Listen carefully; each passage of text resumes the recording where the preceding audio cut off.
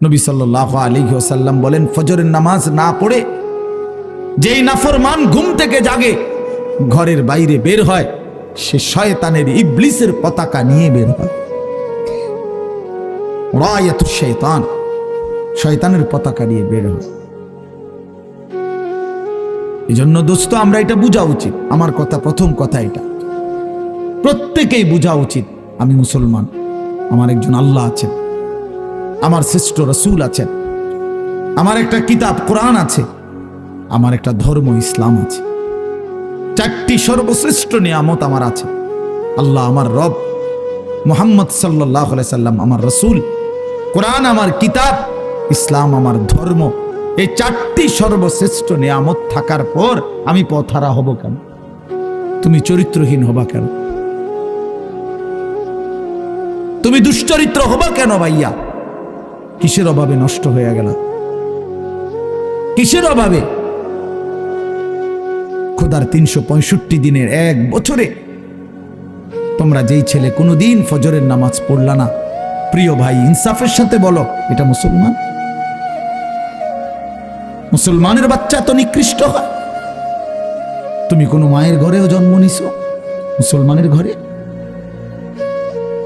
365 দিনে খোদার এক বছর কোনোদিন মনে পড়লো না ফজরের নামাজের কথা? মুসলমান এত বড় গাদ্দার হয়? মুসলমানের বাচ্চা এত বড় নাফরমান হয়? আহা, আফসোসের বিষয়। ওই মা যে 2 বছর দুধ পান করাইলেন এই জন্যই, মা যে 9টা মাস পেটে ধারণ করলেন এই জন্যই, এক মা তার সন্তানকে বুকে ধরায়া দুধ পান করাইছে 2 বছর, এই আশায় যে 16 বছর বয়সে আমার ছেলেটা দিন রাত উলঙ্গ ছবি দেখবে, নারী আর ছবি আর মাতালের মতো জিন্দেগি কাটাবে। এই ছিল মার স্বপ্ন, এই ছিল মায়ের গর্ভে ধারণ, এর উদ্দেশ্য। ইনসাফ করো ভাইয়া, ইনসাফ করো দয়া করে। দোস্ত, তোমার ভালো তোমাকেই বুঝতে হবে, তোমার কল্যাণ বুঝার তোমাকেই বুঝতে হবে। এই পৃথিবী স্বার্থপর, স্বার্থপর এই দুনিয়া। কেউ কাউরে মনে রাখে না, কেউ কাউরে মনে রাখে না, কেউ কাউরে মনে রাখে না। এই দুনিয়া, আমার যেদিন মৃত্যু হবে সেদিনও পৃথিবীতে আলো উঠবে, সূর্য উঠবে। এই রং তামাশার, এই দুনিয়ার ব্যস্ততার, এই ফুর্তি চলতেই থাকবে, কিন্তু আমি কবরে চলে যাইতে হবে। এই জন্য আমাদের প্রত্যেকেই এটা ইনসাফের সাথে ভাবা উচিত। অনিবার্য এক বাস্তবতা, প্রিয় ভাই, চিরন্তন এক সত্য যে আমাকে মরতে হবে। পৃথিবীর কোনো যুক্তি, কোনো বিশ্লেষণ, কোনো শক্তি, কোনো ক্ষমতা, কোনো বাহাদুরি দিয়েই যেহেতু মৃত্যুকে আমি আড়াল করতে পারবো না, কবরকে আমি ঠেকাইতে পারবো না, অতএব যেই পরিস্থিতির মুখোমুখি আমাকে হতেই হবে, বুদ্ধিমান বিবেকবান উচিত সেজন্য নিজে প্রস্তুতি নেওয়া। যেহেতু কবরে যেতেই হবে আমাকে, কোনো যুক্তি নাই বলে আমি বুঝি নাই, না না বুঝলেও মরে যাবে, খেয়াল না করলেও মরে যাবে, হাসলেও মরণ, কাঁদলেও মরণ। সুখের অট্টালিকাতেও মৃত্যু হয়, জীর্ণ কুঠির কুড়ে ঘরেও মৃত্যু হয়। জীবনে যে কোনোদিন সুখ দেখে নাই সেও মরে যাবে, জীবনে যে কোনোদিন দুঃখ দেখে নাই সেও মরে যাবে। তাহলে ভাইয়া বাপ, যে মৃত্যু আমাকে বরণ করতেই হবে, যেই কবরে আমাকে যেতেই হবে, কোনো ফাঁক ফুক নাই, কোনো সাইড নাই, তাহলে তার জন্য প্রস্তুতি নেওয়া, তার জন্য বাবা যে সেখানে আমার কি হবে, সেখানে আমাকে কি করতে হবে, খোদার কসম এতটুকু বিবেক বুদ্ধি খাটানো, এটা একটা সুস্থ মানুষের দাবি, সুস্থতার দাবি, এটা ইনসাফের দাবি, বিবেকের দাবি। এতটুকু বিবেক যদি কাজ না করে, ধরে নিতে হবে তার আকলই নাই, দিমাগই নাই, দিমাগই নাই। এজন্য কুরআনুল কারীমে আল্লাহ তাআলা বলছে, নাফরমানের দিল আছে কিন্তু কিছুই বোঝে না, নাফরমানের কান আছে শোনে না, চোখ আছে দেখে না। এজন্য আল্লাহ তাআলা বলছেন, উলাইকা কাল আনআম, নাফরমান এক ধরনের জানোয়ার। প্রত্যেক পাপী হলো এক ধরনের জানোয়ার, নাফরমান জানোয়ার বেটা। আনআম চতুষ্পদ জন্তু, কারণ যার বিবেক কোনো কাজ করে না, বানানেওয়ালাকে চিনে না, সে চিনল কি? সৃষ্টিকর্তাকেই যে বোঝে না, খোদার কসম সে কিছুই বোঝে না, কিছুই বোঝে না। যার আল্লাহ নাই তার কিছুই নাই। আল্লাহকে হারিয়ে সব পেলেও কিছু পায় হয় না, আল্লাহকে পেয়ে সব হারালেও কিছুই হারায় না। জুতু মেরা তু সব মেরা। আমি এই জন্য অনুরোধ করছি, আলহামদুলিল্লাহ যথেষ্ট বয়ান হয়েছে। আমরা রাত গভীরে ইনসাফের সাথে এই যে কয়জন আমরা বসছি, প্রত্যেকের কাছে আমার কথা এটা, আমরা ভাবা উচিত। ইস্তাফতি কালবাক, নবী সাল্লাল্লাহু আলাইহি ওয়াসাল্লাম বলছেন, তোমার দিলকে প্রশ্ন করো, তোমার বিবেককে জিজ্ঞেস করো। এমনটাই হওয়া উচিত মুসলমান। তোমার বিবেক কি বলে? একটা ছেলে বেনামাজি, তুমি আইসা দাঁড়াইয়া বলো ভাইয়া, একটা মিনিট তুমি মাইক ধরে বলো, মুসলমান এমনই হওয়া উচিত। তুমি দোস্ত তোমার ধর্মের ব্যাপারে একটা লাইন বলো,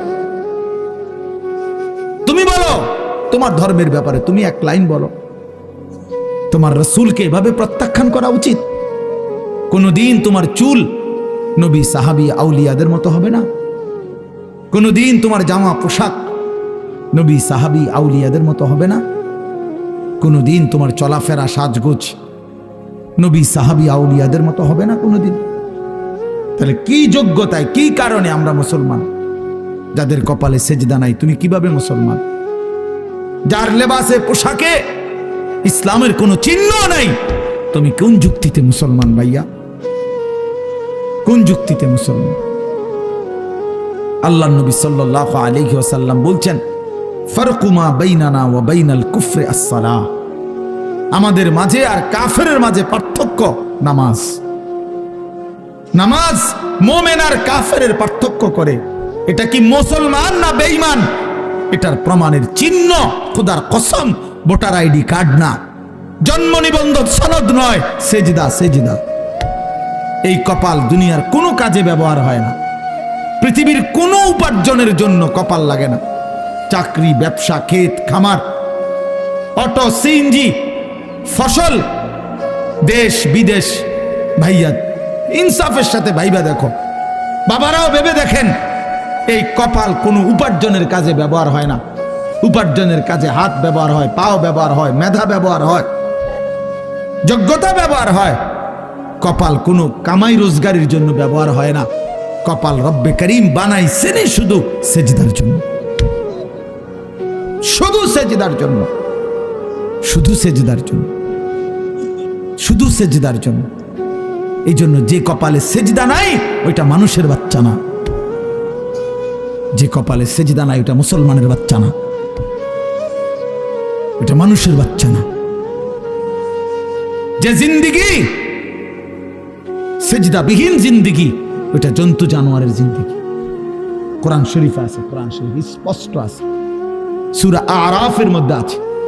আল্লাহ বলছেন, ওয়াত্তাবা হাওয়াহু ফামাসালুহু কামাসালিল কালব। প্রিয় বন্ধু শোনো মিয়া, আল্লাহ বলছে মনের ইচ্ছা মতো যে চলে, মনের চাহিদার যে অনুসরণ করে। কেন নামাজ পড়ো না? তোমার মন চাইছে দেখে পড়ো না। কেন সারা রাত নারী দেখলা, ছবি দেখলা সারাদিন? তোমার মন চাইছে দেখে। কেন তুমি পেশাব পায়খানার পরে ঢিলা কুলুক টয়লেট পেপার পাক পবিত্র ঠিক মতো হও না? কেন? তোমার মন চাইছে দেখে। কেন তোমার জবানে একবারও তোমার মালিকের নাম উচ্চারণ হয় না? তোমার মন চাইছে। এই জন্য তুমি যা ইচ্ছা তাই করতেছ, কেউ তোমারে বাধা দিচ্ছে না। আল্লাহর কসম, আল্লাহ কোরআনে বলছে, এই যে মনের ইচ্ছা মতো যে চলে, ওয়াত্তাবা হাওয়াহু, যে তার মনের চাহিদার অনুসরণ করে, ফামাসালুহু কামাসালিল কালব। আল্লাহ বলে তার উদাহরণ হলো, তার দৃষ্টান্ত হলো কুত্তার মতো, কুত্তার মতো, কুত্তার মতো, কুত্তার মতো, কুত্তার মতো। এটা ওই জিন্দিগি কুত্তার জিন্দিগি, ওই জিন্দিগি কুত্তার জিন্দিগি, যে জিন্দিগিতে তার মালিকের গোলামি নাই। এই জন্য মনে রাখো, যাদের কপালে ছেলেরা সেজদা নাই, তোর জিন্দিগি কুত্তার জিন্দিগি, মনে রাখিস। আমার নাম মনে রাখিস, আমি বলছি, আমার নাম আনিসুর রহমান, আমার নাম মনে রাখো। ওই জীবন কুত্তার জীবন, যে জীবনে সেজদা নাই। ওই জিন্দিগি জানোয়ারের জীবন, যে জীবনে মালিকের গোলামি নাই, আল্লাহর নাফরমানি চেয়েছি। কেন সেজদা দিবা না? তুমি মানুষ না? তুমি জানোয়ার? তুমি কুকুর? তুমি বিড়াল? তুমি শূকর? তুমি সেজদা দিবা না কেন? তুমি এক পবিত্র মায়ের ঘরে জন্ম নিছ, তুমি এক ইমানদারের সন্তান, তুমি কেন সেজদা দিবা না? বলুন বাপ, আপনারা যারা বাবা আছেন, আপনাদের কাছে আপনারা বুঝাপড়া করেন। মুসলমান যদি হয়ে থাকেন, বুঝাপড়া করেন নিজের ছেলের ব্যাপারে। আরে ছেলের বিদেশ পরে বেটা, ছেলের দুনিয়া পরে, ছেলের ঘর বাড়ি বিল্ডিং সোফা ফার্নিচার পরে মিয়া, আগে ছেলের সাথে বুঝাপড়া করেন। তুই যদি মুসলমানের বাচ্চা হয়ে থাকস, কেন ফজরের নামাজ পড়বি না? আমি যদি তোর বাপ হয়ে থাকি, তুই যদি আমার সন্তান হও, তাহলে ইমানদারের সন্তান কেমনে বেনামাজি হয়?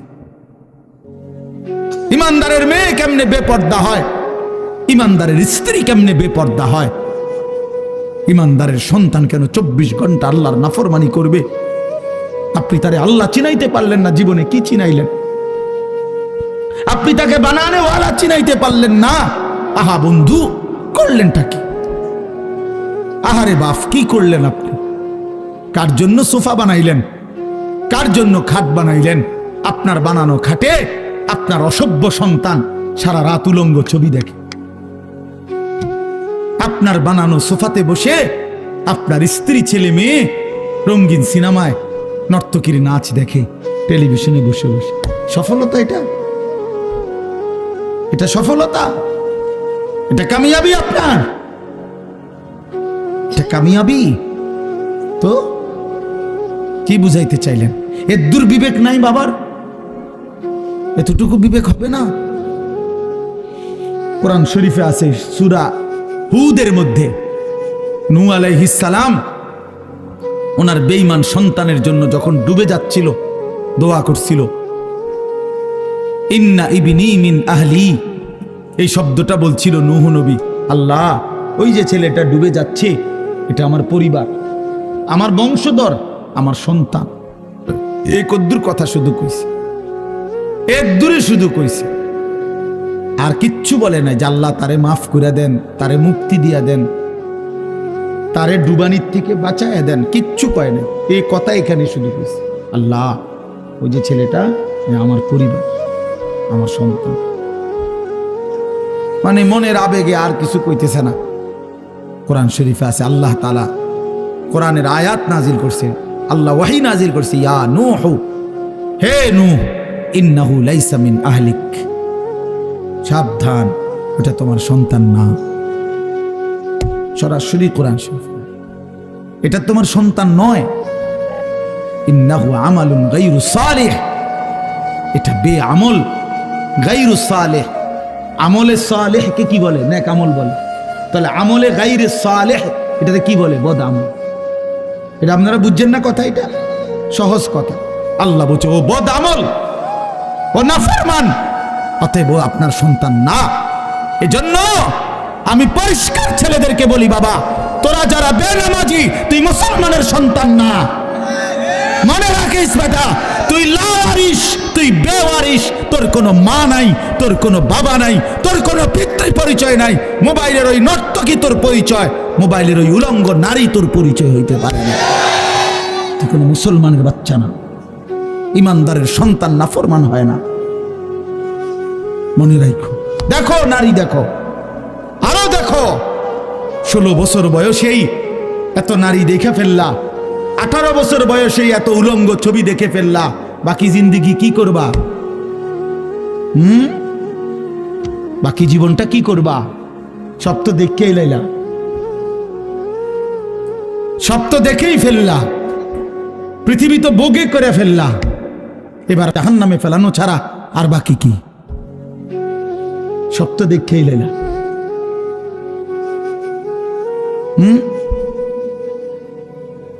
হালাল স্ত্রীর ভালোবাসা তো আর মিলবে না, পবিত্র স্ত্রী তো আর মিলবে না। আল্লাহ কোরআনে ওয়াদা দিছে, যেই পুরুষ খবিস, অসৎ চরিত্রের, আল্লাহর ওয়াদা তার স্ত্রীও মিলবে খবিস। কি আয়াত? আল খাবিসাতু লিল খাবিসিন ওয়াল খাবিসুনা লিল খাবিসাত। সরাসরি কোরআন শরীফের আয়াত। বন্ধু মনে রাখো, আমি ডেইলি বলি, রাস্তার বেডি আর মোবাইলের বেডি আর বাস্তবতার বিবি এক কথা না। রাস্তার নারী 2 নম্বর হইলে তোমার সমস্যা নাই, মোবাইলের নর্তকী 3 নম্বর হইলেও তোমার সমস্যা নাই। কিন্তু তোমার বউ যদি 2 নম্বর হয়, চরিত্রহীন হয়, তুমি বুঝবা দুনিয়া কারে বলে। তোমার হায়াতই তখন হয়ে যাবে জাহান্নামের টুকরা। এজন্য প্রিয় সন্তান, মনে রাখো, এত অল্প বয়সে এত নষ্ট হইও না, এত কম বয়সে এত চরিত্রহীন হইও না, এত চালাক ভাইব না নিজেরে, এত চালাক ভাইব না, এত বুদ্ধিমান মনে করো না। তোমরা অনেক চালাক মনে করতেছো নিজেরে। কেন? বাপে কিছু কয় না, মায়ে কিছু বলে না। আহা, আমি আজকেও বলছি সাদ ভাই, আমার জীবনের সবচেয়ে আশ্চর্য লাগে, আহারে একটা ছেলের 18 বছর বয়স, 1 ওয়াক্ত নামাজ পড়ে না, সারাদিন মোবাইল, চুলের বাহার, সারাদিন বন্ধুদের আড্ডায় শেষ। একটা মা, আপন মা, বাপ, আত্মীয় স্বজন, পাড়া পড়শি, কেউ তারে কদ্দুর ডাকে না। কিরে বাবা, একটা ছেলে ভাইবো ভাইয়া, তোমারে শুধু বলি, তুমি একটাবার ইনসাফের সাথে ভেবে দেখো, তুমি প্রতিনিয়ত গুনাহ আর অশ্লীলতার মধ্যে ডুবে যাচ্ছ, কিন্তু কেউ তোমারে কদ্দুর ডাকেও না। কিরে বাবা, তুই এরম করস কা? আরে তোর কি আল্লাহ নাই, আখেরাত নাই? তোর কি বাবা কবর নাই? কেউ তারে কদ্দুর মনে করায় না। এমন অভিশপ্ত হলো কেন? ইনসাফ কি মানে? ওরে কেউ ডাকে না কা? আপন মাও আপন সন্তানকে ডাকে না, বাবাও ডাকতেছে না, কেউ তারে ফিরাচ্ছে না। তোমারে সবাই ছেড়ে দিছে কেন বাবা? এর মূল কারণ মনে রাখেন, ছেলেরা, বাপ, মনে রাখো, যার উপরে আল্লাহর লানত পড়ে, খোদার লানত, তারে গোটা সৃষ্টি ঘৃণা করে। তোমারে আর কেউ পছন্দ করে না, এই জন্য কেউ তোমারে আর ডাকে না। যদি আমার ছোট ভাই হয়, আমি যদি তারে তার অন্যায়ের কারণে ডাইকা আনে থাপ্পড় দেই, মারি, শাসন করি, এটা তার জন্য কল্যাণ, কারণ আমি তারে ফিরাই আনলাম। আরেক হইলো, আমি তার সাথে এতটা রাগ করলাম, যা তোর যেটা মনে কর তুই এটা কর, ফিসা দিয়া ফির তোর কপালে, তুই যা, আমি তোরে কোনোদিন ডাকবো না, বলবো না, ছুঁইবো না, যা মন চায় তুই যা কর। তোর বাহ্যিক দৃষ্টিতে তো মনে হবে তারে মারি নাই, থাপ্পড় দেই নাই, কিন্তু তার তো অনন্তকালটা শেষ, তার ভবিষ্যৎটা শেষ, তার লাইফটা তো শেষ। তার চাইতে ভালো ছিল তারে মারা, কিল, কনি, ঘুষি দিয়া হইল ফিরাইয়া আনা, এটা উত্তম ছিল না? এই জন্য তোমারে ফিরাবে না কেন? তোমরা যারা সারাদিন রাত 1 ওয়াক্ত নামাজ পড়ো না, কোনোভাবেই আল্লাহ, আখিরাত, পরকালের কিছুই বুঝো না, এমন অভিশপ্ত, মাত্র 18 বছর বয়সে খোদার গজব পড়লো তোমার উপরে, আল্লাহর লানত পড়লো কেন? 18 বছর বয়সে এত বড় নাফরমান হয়ে গেল কেন? 20 বছর বয়স না হইতেই বাবা তুমি এত বড় আল্লাহর অভিশপ্ত বান্দা হয়ে গেল কেন, যে কেউ তোমার আর পছন্দ করে না, কেউ ডাকে না? আমি একটু আগেও বলছি বয়ানে, আমার মার বয়স 75 বছর, আমার আম্মার বয়স, আমার বয়স 44 বছর। আমি আজকে 21 বছর ওয়াজ মাহফিলের এই জিন্দিগি আমার, আলহামদুলিল্লাহ। আমার 4টা সন্তান আছে বাবা, আমার 4টা ছেলে মেয়ে আছে। আমার এই 44 বছর বয়সেও আমার আম্মা 75 বয়স্ক মহিলা, এখনো আমার মা আমারে কথা হইলেই বলে, হুত নামাজ শুনি, খোদার কসম, মা আমারে এখনো জিগায়, ফুত নামাজ শুনি, নামাজ পড়ছি। আমার সন্তানদেরকে দেখলো জিগায়, নাতি নামাজ শুনি। আমার মা আমারে আজও বলে, ফুত কতখানে ওয়াজে যাও, মানুষের লোকে চাইও টাকা পয়সা লইয়া, কি করো না, কষ্ট দিও না, ঝামেলা করো না। কতবার যে কইছে মা আমার এই কথাইটা, শতবার কইছে মা আমারে, আমার এই জীবনে। কিরে ভাইয়া, 75 বছর বয়স্ক মা তো আমার 44 বছর বয়সী সন্তানকে আজও ডাকে যে ফুত নামাজ পড়ছুন, তোমার বয়স মাত্র 18 বছর, তোমারে কেন কেউ ডাকে না? তোমার জীবন এত বড় অভিশপ্ত হলো কেন? নুয়াল্লিহি মা তাওয়াল্লা ওয়া নুসলিহি জাহান্নাম ওয়া সাআত মাসীরা। আল্লাহ বলে, আমার যে বান্দা আমার রাসূলের বিরুদ্ধাচরণ করবে এবং আমার ঈমানদার মুমিনদের পথ থেকে উল্টো পথে চলবে, আল্লাহর কসম আল্লাহ বলে, নুয়াল্লিহি মা তাওয়াল্লা, আমি তাকে সেই উল্টো পথেই চালাবো, ওয়া নুসলিহি জাহান্নাম, একদিন তাকে জাহান্নামেই ফেলে দেব, একদিন তাকে জাহান্নামেই ফেলে দেব। ওয়ালা তাকুনু কাল্লাযীনা নাসুল্লাহা ফাআনসাহুম আনফুসাহুম। রব্বুল আলামিন বলেন, ঈমানদার, আমি আল্লাহকে এতটা ভুলে যেও না। বেশি দিন ভুলে গেলে আমি একদিন তোমাকে নিজের পরিচয় ভুলিয়ে দেব, আত্মপরিচয় ভুলে যাবা বান্দা। আর কোনোদিন মনে পড়বে না তুমি মুসলমান, আর কোনোদিন মনে পড়বে না তোমার কবর আছে, হাসর আছে, আখিরাত আছে। আর কোনোদিন পরকাল ভুলায় দেব। ব্যস্ততম এই দুনিয়ায় কারাকারি কামরা কামড়ি করতে করতে, দুনিয়া কারাকারি করতে করতে, দুনিয়ার নেশায় পড়ে থাকতে থাকতে একদিন কবরে পৌঁছায় দেব, আখিরাত ভুলায় দেব। আল্লাহাকুমুত তাকাসুর হাত্তা যুরতুমুল মাকাবির। আল্লাহ বলে, বান্দা, দুনিয়া বাড়ানোর নেশায় আখিরাত ভুলে গেলা, কিন্তু মনে রেখো এরই মাঝে একদিন কবরস্থানে পৌঁছে যাবা, ঠিকই একদিন কবরস্থানে চলে আসবা। কাল্লা সাউফা তা'লামুন, সেদিন কবরে আসলেই আমি আল্লাহ তোমাকে বুঝিয়ে দেব আমার প্রতিটা নাফরমানির শাস্তি। এই জন্য প্রিয় বন্ধু, আমার মূল বক্তব্য এবার ইনসাফের সাথে বুঝেন।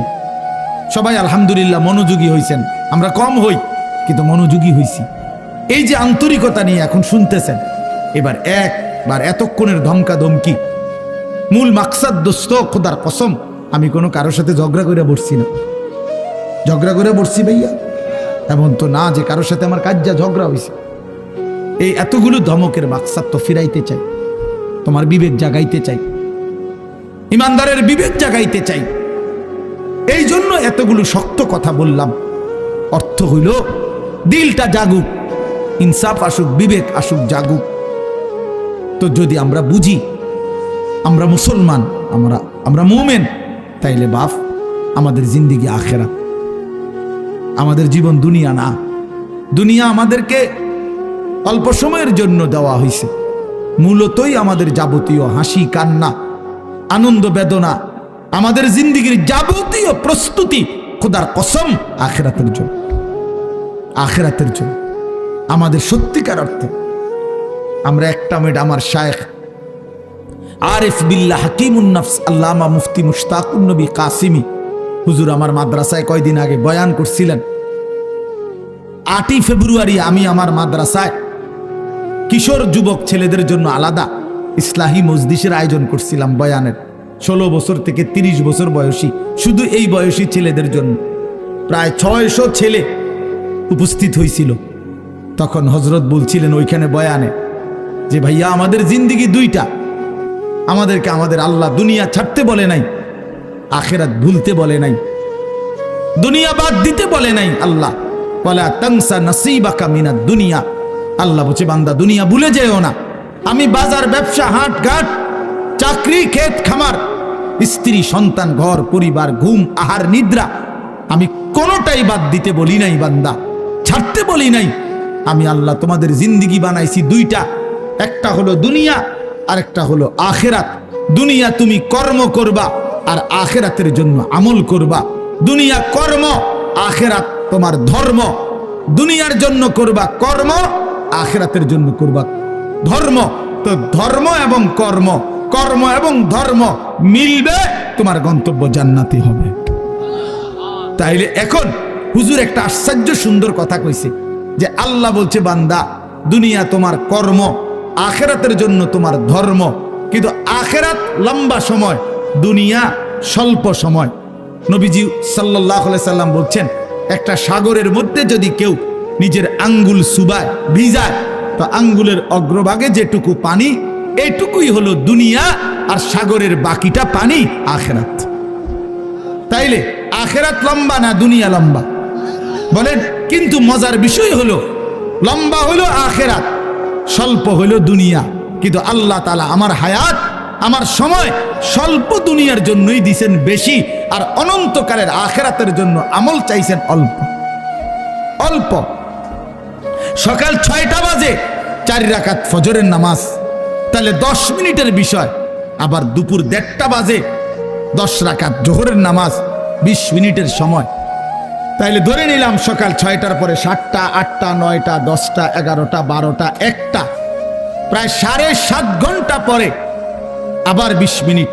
তাহলে সকালের 10 মিনিট আর দুপুরের 20 মিনিট, এই হলো 30 মিনিট মনে করেন আখিরাতের জন্য, আর 7.5 ঘন্টা আমার দুনিয়ার কর্মের জন্য। তাহলে স্বল্প সময়ের দুনিয়ার জন্য আমারে সুযোগ দিলেন বেশি, অনন্তকালের আখিরাতের জন্য আমলের জন্য চাইলেন আমার কাছে অল্প সময়। এটাও আল্লাহর জন্য আমরা দেব না? এটা ইনসাফ হইল? এটা বিবেকের দাবি হইল ভাইয়া? অতএব আমি অনুরোধ করছি, মেহেরবানি করে আমরা ভাবতে শিখি। আরে এই বাচ্চা লাগাই দিলেন কেন আপনারা, আবার নামাই দিলেন কেন?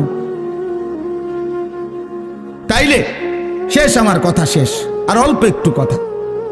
তাইলে আমি বলতে চাচ্ছি, আমরা যদি বুদ্ধিমান হইতাম তাইলে দুনিয়া আমাদের সুন্দরী চলে, আখিরাত সাথে নিলে দুনিয়া লস হয় না।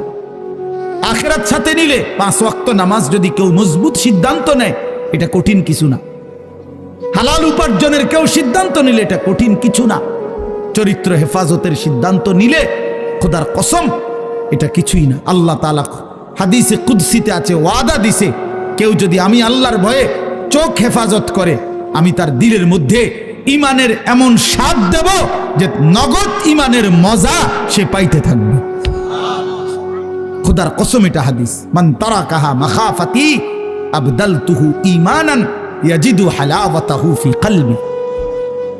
তাহলে গুনাহ ছেড়ে দিলে, আল্লাহকে মেনে নিলে, আল্লাহর ইবাদত করিলে খুব কঠিন কিছু না, খুব কঠিন কিছু না। এজন্য প্রিয় ভাই আমার, বাপ আমার, এই শেষ বেলায় আমি এই অনুরোধটাই করতে চাই, আমরা যদি বুঝি আখিরাত আমাদের জিন্দেগি, পরকালের জন্যই আমাদের প্রস্তুতি, তাইলে আমাদের প্রস্তুতির আখিরাত সাজাইবার সবচেয়ে সুন্দর সিজন, শ্রেষ্ঠতম মাস মাহে রমজান। মাহে রমজান আমাদের সামনে একদম মুখোমুখি, শাহরু রমাদান, রমজান মাস। এই রমজান মাসটাকে কদর করার কথা আমি বলতে চাই, এটাই আমার শেষ আহ্বান। কেউ যদি বুঝি আমরা আমার আখিরাতি মূল, আমার দুনিয়া সামান্য, তাহলে আমাদের উচিত মাহে রমজানের প্রস্তুতি নেওয়া, মাহে রমজানের প্রস্তুতি নেওয়া। মাহে রমজান আল্লাহ নিজের, এই যে প্যান্ডেল আপনারা সাজাইছেন সুন্দর করে মাহফিলের জন্য, খোদার কসম আল্লাহ তাআলা বলে, বান্দা রমজান আমি নিজ হাতে সাজিয়েছি আমার বান্দাকে জান্নাত দেওয়ার জন্য, জাহান্নাম থেকে বাঁচাবার জন্য। যদি বলি আল্লাহ কেমনে সাজাইলেন, আল্লাহ তাআলা বলেন, শুনো আমার সাজানোটা তোমরা শুনো। 1, আমি আল্লাহ জান্নাতের সব দুয়ার খুলে দিয়েছি। 2, জাহান্নামের দরজাগুলো বন্ধ করে দিয়েছি। 3, সমস্ত শয়তান এবং দুষ্ট জিন শেকলে বন্দী করে দিয়েছি। এবার আসো রমজানের ভিতরে, আমি আল্লাহ তাআলা রমজানের প্রথম দশক রহমত দ্বারা সাজিয়েছি, মাঝের দশক মাগফিরাত দ্বারা সাজিয়েছি, শেষ দশক নাজাত দ্বারা সাজিয়েছি। এবার আসো ইবাদত, সারা বছরের ইবাদতের সাথে আমি আরো নতুন নতুন কতগুলো ইবাদত রমজানে যোগ করেছি। কি? 1 মাসের পূর্ণ রোজা, 1 মাসের পূর্ণ 20 রাকাত তারাবি, 1 মাসের জন্য ইফতার, 1 মাসের জন্য সাহারি। এই 4টাই ইবাদত। ইফতারও ইবাদত, সাহারিও ইবাদত। সাহারি বুঝুন তো না, রাত্রির খাবার। এরপরে রোজাটাও ইবাদত, এরপরে 20 রাকাত তারাবিও ইবাদত। আল্লাহ বলেন এরপরে শেষ দশক, শেষের 10 দিন এতেকাফ, মসজিদের এতেকাফ আমি এর দ্বারা সাজিয়েছি। শেষ দশকের বেজর রাত্রিগুলো আমি আল্লাহ তাআলা সবে কদরের দ্বারা সাজিয়েছি। সুবহানাল্লাহ। এরপরে আল্লাহ বলেন নেকির হিসাব, নেকির হিসাব হইল একটা নফল একটা ফরজের সমান, একটা ফরজ 70টা ফরজের সমান। একজন রোজাদারকে ইফতার করাইলে তিনটা পুরস্কার, গুনাহ মাফ, জাহান্নাম থেকে মুক্তি, রোজাদারের সমপরিমাণ নেকি, সমপরিমাণ নেকি। আল্লাহ তাআলা বলে, বান্দা এতভাবে আমি আল্লাহ রমজানকে সাজাইলাম, উদ্দেশ্য কি? শুধু তোমাকে জান্নাত দেব, তোমাকে আমি জান্নাত দিতে চাই বান্দা, তুমি নেও বান্দা, লাআল্লাকুম তাত্তাকুন। আল্লাহ বলছে 1 মাসে মুত্তাকি বানিয়ে দেব, 1 মাসে। তুমি আমার গুনাহ ছেড়ে দাও, আমার একটা রমজান তুমি কদর করো বান্দা, আমি তোমারে মুত্তাকি বানিয়ে জান্নাতি বানিয়ে দেব। এই জন্য আল্লাহ বলছে শাহরু রমাদান, যে আয়াতটা আমি পড়েছি, আল্লাহ নিজে রমজান মাস, এই শব্দ রমজান মাস আল্লাহ নিজে কোরআনে উল্লেখ করছেন। এই জন্য রমজান মাস এটা উচ্চারণ হয় বছরে কতদিন জানেন? প্রতিদিন, প্রতিদিন, প্রতিদিন। কেমনে? কারণ 24 ঘন্টা পৃথিবীতে কোথাও না কোথাও আল্লাহর কোরআন তেলাওয়াত হয়। আর শাহরু রমাদান এই শব্দ অতএব জমিনে 24 ঘন্টায় কোথাও না কোথাও কারো না কারো জবানে উচ্চারিত হয়। সারা বছর রমজানের কথা আলোচিত হয়। মানে এই শব্দ শাহরু রমাদান কোরআন শরীফের শব্দ না, তাহলে এটা কেউ না কেউ তো পড়তেছে, কোথাও না কোথাও কেউ সবক দিতে আছে, কেউ শুনানি চলতে আছে। মানে 24 ঘন্টা আল্লাহর জমিনে সারা বছর এক আওয়াজ উচ্চারিত হয়, রমজান মাস, রমজান মাস, রমজান মাস, শাহরু রমাদান। আল্লাহ এবার বলে, বান্দা শোনো, এই মাসের পরিচয় আমি বললাম, আমার পরিচয় আমি দেই আমার মাসের। আল্লাযী উনজিলা ফীহিল কোরআন, এটা সেই মাস যে মাসে কোরআন নাজিল করা হয়েছে। কোরআন নাজিল করাতে এই মাস দামি। আমার শায়েখ আল্লামা মুফতি মুশতাকুন নবী সাহেব বলে যে দেখো, একটি রমজানে কোরআন নাজিল হয়েছিল, প্রত্যেক রমজানে কোরআন নাজিল হয় না। কোরআন তো একটি রমজানে, নবীজির বয়স যখন 40, ওই সময়ে একটা রমজান কোরআন নাজিল হয়েছিল। কিন্তু ওই এক মাসে একবার কোরআন নাজিল হওয়ার কারণে কোরআনের বরকতে ওই মাস যতবারই পৃথিবীতে আসে ততবারই দামি হয়ে যায়। ওই একটি রাত শবে কদর, ওইটা তো একটা রাতে কোরআন নাজিল হয়েছিল, কিন্তু ওই রাত এটা এবার যতবারই আসে ঘুরে ঘুরে ততবারই ওই রাত দামি হয়ে যায়। এজন্য কোরআন যে রাতের সাথে একবার লাগছে, এই রাত আজীবনের জন্য দামি হয়ে গেছে। কোরআন যেই মাসের সাথে একবার লাগছে, ওই মাস আজীবনের জন্য দামি হয়ে গেছে। কোরআন যেই বান্দার জীবনে একবার লাগবে, ওই বান্দাও আজীবনের জন্য দামি হয়ে যায়, দামি হয়ে যায়। হুদাল লিন্নাস ওয়া বাইয়িনাতিম মিনাল হুদা ওয়াল ফুরকান।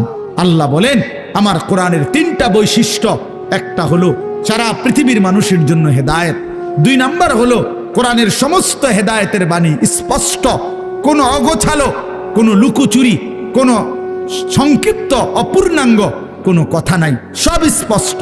আর 3 নাম্বার হলো কোরআনই হচ্ছে একমাত্র সত্য মিথ্যা, ন্যায় অন্যায়, জায়েজ না জায়েজ, হালাল হারাম, বৈধ অবৈধ, উচিত অনুচিতের মাপকাঠি। ফুরকান, ফুরকান। এজন্য এই তোমরা যারা স্কুলে পড়ো, কলেজে পড়ো ভাইয়া, ইউনিভার্সিটিতে পড়ো, কোনো আপত্তি নাই, তবে এইটা মনে রাখো বন্ধু, কোরআনুল কারীমের জ্ঞান যে অর্জন করতে পারে নাই, কোরআন যে ধরতে পারে নাই, কোরআন যে ছুঁইতে পারে নাই, তুমি ন্যায় অন্যায় চিনো নাই, সত্য মিথ্যা তোমার কাছে স্পষ্ট না। খোদার কসম, পৃথিবীর আর কোনো বই দিয়ে, আমি চ্যালেঞ্জ করলাম এখানে এখন, পৃথিবীর আর কোনো বই দিয়ে, পৃথিবীর আর কোনো গ্রন্থ দিয়ে সত্য মিথ্যা, ন্যায় অন্যায়, জায়েজ না জায়েজ, হালাল হারাম, বৈধ অবৈধ, উচিত অনুচিত নির্ধারণ করা যায় না। না, বাংলা বই দিয়ে হবে না, এটা অঙ্ক বই দিয়ে হবে না, ইংরেজি বই দিয়ে হবে না, একমাত্র আল্লাহর কোরআন। বৈধ অবৈধ নির্ধারণ করে আল্লাহর কোরআন, হালাল হারাম নির্ধারণ করে আল্লাহর কোরআন, উচিত অনুচিত নির্ধারণ করে আল্লাহর কোরআন। ফুরকান এটা।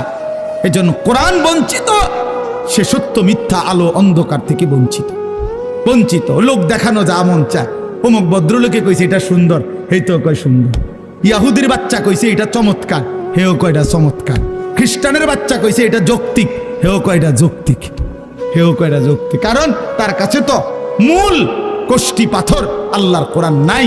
এবার যেই বেঈমান যেটা কয় ওইটাই ভাল লাগে। এই জন্য দেখেন না, আমাদের যেই ছেলেদের কোরআন সুন্নাহর আলোকে নবী সাহাবীদের চুল থেকে যারা বঞ্চিত, তাদের আর চুলের নির্ধারিত কোনো স্টাইল নাই, যখন যেটা দেখে, যেটা ভাল লাগে। দেখেন, যারা নবী এবং সাহাবী আউলিয়াদের পরনের পোশাক থেকে বঞ্চিত, তাদের আর নির্ধারিত কোনো প্যান্ট আর শার্টের মডেল নাই, যখন যেটা ভাল লাগে ওইটাই কিনবে, যখন যেটা চলাফেরা ভালো লাগে সেটাই ভালো লাগে। তার মানে আল্লাহ থেকে বঞ্চিত, রাসূল থেকে বঞ্চিত, তো সে সত্য, সঠিক, ইনসাফ, ন্যায় পরায়ণতা থেকে বঞ্চিত। বঞ্চিত। সর্বশেষ কথা হলো, আল্লাহ বলেন, ফামান শাহিদা মিনকুমুশ শাহরা ফালিয়াসুমহু। অতএব আমার বান্দা, তোমাদের যারাই রমজান মাসে আসবা, পৌঁছবা, তোমরা রোজা রাইখো, আমার হুকুম মাইনো। আল্লাহ বলেন, আল্লাহ যেন মহব্বত করে বলছে, বান্দা রোজা রাইখো, বান্দা আমি তোমারে মুত্তাকি বানাবো, আমি তোমারে জান্নাতি বানাবো, আমি তোমারে জান্নাতি বানাবো। এই জন্য দোস্ত, এই শেষ বেলায় আমার এই শেষ কথা এটাই, আমাদের সামনে মাহে রমজান। তোমরা যারা কিশোর নওজোয়ান আছো বাপ, তোমাদের কাছে অনুরোধ, রমজানকে মনে করে সামনে রেখে তোমরা তোমাদের জিন্দেগি বদলাও। এই জীবন এভাবে চললে হবে না ভাইয়া, তুমি সুখ পাইবা না। কোনো বেঈমান দুনিয়াতে ইজ্জত পায় না, আখেরাতে তো কিছুই নেই। কোনো সুদখোরকে কেউ সম্মান করে না, কোনো চরিত্রহীন লম্পটকে কেউ সম্মান করে না ভাইয়া, কেউ রে না। মানুষ মন্দকে মন্দই বলে, মানুষ উত্তমকে উত্তমই বলে। কোনো লম্পট চরিত্রহীন, কোনো মদখোর গাঁজাখোরকে কেউ জোনায়েদ বাগদাদি বলে না, কেউ বাইজিদ বুস্তামি বলে না, বাটফারকে বাটফারই বলে, নেককারকে নেককারই বলে। মানুষ আলোকে আলো বলে, অন্ধকারকে অন্ধকার বলে। এখন যে কোনো মানুষকে জিজ্ঞাসা করলে সে বলবে অন্ধকার। দিনের আলোকে দিনের আলোই বলে, এজন্য সাদাকে মানুষ সাদাই বলে, কালোকে মানুষ কালোই বলে। তার মানে আমরা আরবিতে পড়ছি, অফিকা উয়ুবুন ওয়ালিন্নাসি আয়ুনুন, তোমারও দোষ আছে, মানুষেরও চোখ আছে। আরবি প্রবাদ। তার মানে তুমি ভাইবো না তুমি বুদ্ধিমান, বাকিরা বোকা না। সবাই ভাতে খায়, তুমি কেবল ভাত খাও, বাকিরা সবাই সিরা খায়। বিষয়টা এমন, সবাই ভাতেই খায়, কাজে বুঝবে না কেন? বুঝবে না কেন? আল্লাহ নবী সাল্লাল্লাহু আলাইহি সাল্লাম বলছেন, অন্ধকারে একাকিত্বে যে গুনাহ করে, খোদার কসম, আল্লাহ নবী বলছে, দিনের আলোতে আল্লাহ তাআলা তার চেহারার মধ্যে সেই অপরাধের চিহ্ন ভাসিয়ে দেয়। এজন্য মানুষ দেখলেই কয় নাফরমানি তো করছে, গাঁজা তো খাইছে, নেশা তো করছে গোপন কোনো জায়গায়, কিন্তু বাইরে হইলে মানুষ চেহারার দিকে তাকাইলেই বলে, দেখতেই বোঝা যায় ফুটটা খুব।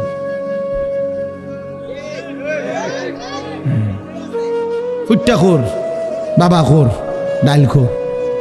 হ্যাঁ, বুঝেন নাই? চেহারা দেখলেই বোঝা যায়। আমি তো এই জন্য অনেক সময় বলি যে, অনেক ছেলে আছো তোমরা, তোমাকে সমবয়সী বন্ধু, তোমার চুল এবং তোমার স্টাইল দেখা কয়, দোস্ত তোরে সেরকম লাগে। তা আমি বলি যে, তুমি একটাবার জিঙ্গাইলা না দোস্ত, সেরকম তো লাগে, বুঝলাম, সেটা কেডা? সে কে? যার মতো লাগে সে কে? তুমি তো আমার একটা কারো না কারো মতোই কইতে চাইছো যে সেরকম লাগে, তো সেরকমটা কে? সে কে? তাইলে দেখবা সে কইব, দোস্ত তোমারে ফুট্টাখোর বাবাখোরের মতো লাগে, তোমারে ডাইলখোর নেশাখোরের মতো লাগে, ইয়াবাখোর লম্পটের মতো লাগে বেটা। এই জন্য দুশ্চরিত্রকে কেউ ইজ্জত করে না, বেহায়া নারীকে কেউ সম্মান করে না। কোন বেপর্দা নারীকে দেখে রাস্তার কোন লম্পট, কোন বখাটে দুশ্চরিত্র মানুষ যারা নারীকে দেখে, বেহায়া বেপর্দা নারীকে, তাকে নিয়ে কেউ রাবেয়া বসরির কল্পনা করে না, রাবেয়া বসরির কল্পনা করে না, তাকে নিয়ে অসভ্য কল্পনাই করে, উলঙ্গ কল্পনাই করে। এই জন্য ভাইয়া নিজের কদর করো, এটা উপলব্ধির বিষয়, এটা উপলব্ধির বিষয়। আল্লাহ আমাদেরকে বুঝ দান করেন। আল্লাহ তাআলা আজকের এই মাহফিল ভরপুর কবুল করে নেন। যাদের ভালোবাসায়, যাদের আয়োজনে, যাদের আন্তরিক প্রচেষ্টায় মাহফিল হয়েছে, আল্লাহ তাআলা সকলকে উত্তম বিনিময় দান করেন। আগামী দিনেও আল্লাহ তাআলা এই মাহফিলকে কায়েম দায়েম করে দেন। আমরা সবাই রমজানকে কদর করব তো ইনশাআল্লাহ? বলেন ইনশাআল্লাহ। ও জান, ওই সাদা গেঞ্জি ছেলে একটা মিনিটের জন্য মোবাইলটার থেকে চোখ সরাইছে। মানুষরে বললাম না, জানোয়াররে বললাম, কিছুই বুঝলাম। 1 মিনিট, হ্যাঁ এখন ভাল লাগছিনি ভাই, আমি তো শরম পাইলেন সবাই। 1 মিনিট চোখটা ফিরাইছে না, এইটার দিকে তাকাইয়াই রইছে, মানে পুরাটা নজর এটার দিকে। কারে বলি, কেন বললাম? আমি ছাড়তে রাজি না, আমি দরকার হলে আর কোনোদিন আসবো না, কোনো অসুবিধা নাই, কিন্তু আমি ছাড়তে রাজি না। আমি জিন্দিগির কঠিন সিদ্ধান্ত নিয়েই বয়ান করি, আমার নওজোয়ান বদলাইতে হবে, আমার সিদ্ধান্ত এটা, আমার নওজোয়ান বদলাইতেই হবে। কেন এতগুলো আবেদন, এতক্ষণ ধরে অনুরোধ, কোনো কানে লাগলো না, কোনো কানে লাগলো না? এটা কেমন কথা বলেন? এটা কেমন ধরনের অসভ্যতা? এতক্ষণ পর্যন্ত বললাম, এতবার বললাম, না কোনোভাবেই। আমি বললাম না অনেকের সিদ্ধান্ত এটা যে হুজুর আমি জীবনে কারো কথা শুনি নাই, আমি শুনবো না। আল্লাহ আপনাকেও মাফ করে দেন। হ্যাঁ ভাইয়া, আমি আমার কথা স্পষ্ট, এটা তোমরা ফিরবা না কেন ভাই? আগামী দিনের ইসলামের জন্য লড়বে কে? আরে দুইটা স্লোগান দেওয়া দোস্ত আর বাস্তবতার ময়দান এক কথা না। 7ই অক্টোবর থেকে 2023 সাল 7ই অক্টোবরে হামাস, ফিলিস্তিনি গাজার মুজাহিদরা ইসরায়েলের ইহুদি কুত্তাদের সাথে যুদ্ধ করছে। আজকের এই দিন পর্যন্ত যুদ্ধ করছে, সব হারায় ফেলছে এক একজন, মা বাবা, পরিবার, স্ত্রী, সন্তান, বসত ভিটা, মাটি সব হারায়া এখনো ইসরায়েলের কুত্তাদের কাছে হার মানে নাই, মাথা নোয়ায় নাই। এই হিম্মত, এই বাহাদুর আর দুইটা স্লোগান এক কথা না, মান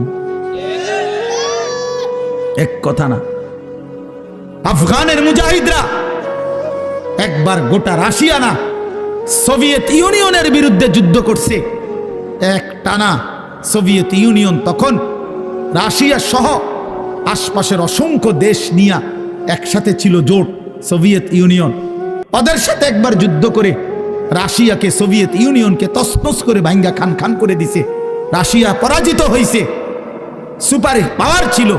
এরপরে আবার আফগানের মুজাহিদরা আবার এই আমেরিকা সহ এই ইউরোপের সাথে যুদ্ধ করে আবারও এই তালেবান যুদ্ধ করে বিজয় লাভ করছে। অতএব লাগাতার যুদ্ধ করছে, লাগাতার কত শহীদ, কত রক্ত, কত খুন ঝরেছে, কিন্তু তারা ময়দান ছাড়ে নাই। শেষ পর্যন্ত বিজয়ের পতাকা আফগানের মুসলমানরা, মুজাহিদরাই উড়াইছে। এই জন্য দোস্ত আমার কথা রাগ হইও না, তুমি বুঝতে শিখো। দুইটা স্লোগান আমিও দেওয়াইতে পারি, আমিও বলতে পারি এখন স্লোগান দাও, স্লোগান আমি উঠাইতে পারি, কিন্তু দুইটা স্লোগান আর বাস্তবতার ময়দান এক কথা না, এক কথা না, এক কথা না। তোমার কপালে সেজদা নাই, তোমার জিন্দিগিতে নামাজ নাই, তোমার চরিত্রের কোনো পবিত্রতা নাই, তুমি ইমানদারের সৈনিক হিসাবে টিকতা না, তুমি পারতা না, তুমি মাহাদির পক্ষে লড়তে পারতা না, তুমি ময়দানে যুদ্ধে টিকে থাকতে পারবে, টিকে থাকতে পারবে। এজন্য সেজদা লাগবে। হ্যাঁ হ্যাঁ, টিকে থাকতে হবে ভাইয়া। আমি অনুরোধ করছি, নওজোয়ান ইচ্ছা করলে পারে, নওজোয়ান ইচ্ছা করলে সম্ভব। কারণ আল্লাহ তাআলা কোরআনে আছে, শক্তি আল্লাহ কেবল দিছেনি যুবকের।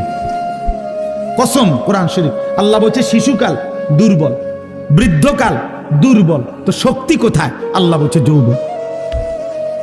তাহলে শক্তি দিছেনি আল্লাহ কারে? নওজোয়ান, নওজোয়ান রে। নওজোয়ান যখন বুক সোজা করে দাঁড়াইছে যে গুলি আরো হোক, আমরা দাঁড়ানোর থেকে সরব না, শেষ পর্যন্ত জালেম গাট্টি লইয়া পলায়া গেছে, গাট্টি লইয়া পলায়া গেছে। কিশোর নওজোয়ান যখন দাঁড়াইছে বুক সোজা করে, তখন বেঈমান জালেম পলাইছে। দেখছেন না? এটা সাংঘাতিক ব্যাপার, সাংঘাতিক। যুবক পারে, আল্লাহ তাআলা শক্তি দিয়েছেন যৌবনে। যদি চায় প্রত্যেকের হাতে হাতে মদের বোতলও পৌঁছাইতে পারবে, আবার এরা যদি চায় প্রত্যেকের হাতে নামাজের মুসল্লাও তুলে দিতে পারবে। আমি একটা ছোট্ট উদাহরণ বলি, আমার এরশাদ ভাই মনে করাই দিয়েছে আমারে। আমি প্রতি বছর একটা জায়গায় যাই, চট্টগ্রাম সন্দ্বীপ একটা জায়গা আছে, বঙ্গোপসাগর পার হয়ে স্পিডবোট দিয়ে যাইতে হয়। আমরা প্রতি বছর ওইখানে মাহফিলে যাই। 2023 সালে অক্টোবর মাসে ওইখানে 4টা ছেলে, 4-5 ছেলে, যুবক, কলেজের ছেলে, ওরা ফজরের নামাজ পড়ে নিয়মিত। তো এরা একদিন ফজরের নামাজের পরে সবসময় তারা সাগরের পাড়ে হাঁটে, তাদের দ্বীপের পাশ, তাদের বাড়ির পাশেই তো সাগর। তো একদিন তারা 4-5 জনে বলতেছে নিজেরা যে দোস্ত আমরা না হাইটা চলো ফজরের নামাজের সময় আমাদের বন্ধুদেরকে জাগাই, আরো কিছু বন্ধুদেরকে ফজরের নামাজ অভ্যস্ত করি। এই 4-5 জন ছেলে সিদ্ধান্ত নিছে যে কোন কোন এলাকায় যাবে, কেমনে কি করবে, একটা নকশা তৈরি করছে নিজেরা, এটা লিখবে কোথায়। তারা নিজেরা আমার বলতেছে হুজুর কাগজ পাচ্ছিলাম না তখন সকালবেলা ফজরের পর, তারপরে সাগরের পারে একটা সিগারেটের প্যাকেট নিয়া, সিগারেটের প্যাকেট উল্টাইয়া, ওই জায়গাটা তো সাদা, বুঝেন নাই, ওইখানে আমরা আমাদের পরিকল্পনাটা লিখছি।